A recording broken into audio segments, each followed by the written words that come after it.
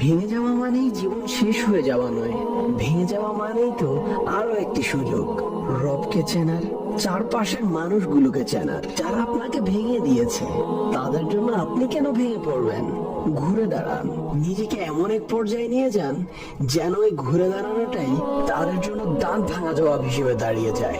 যিনি আপনাকে এত এত ভালোবাসেন যে কখনো ছেড়ে যান না, আপনি সে রবের জন্য সামনে এগিয়ে যান, নতুন ভাবে পথ চলতে শুরু করবেন, শুধু এই আশায় যে আপনার রব আপনার পাশে আছেন। আপনি যদি আপনার রবকে স্মরণ করেন তাহলে তিনিও আপনাকে স্মরণ করবেন, কোনো সন্দেহ নেই এতে। তাই কোনো সংকোচ ছাড়াই আল্লাহর উপর তাওয়াক্কুল করে এগিয়ে যাওয়া আপনার জন্য কল্যাণকর।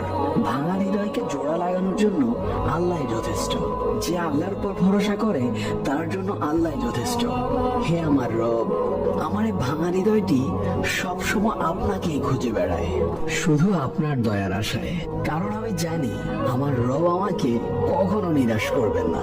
আল্লাহ আমাদের সকলকে রবের ফায়সালার উপর সন্তুষ্ট থাকার তৌফিক দান করুন।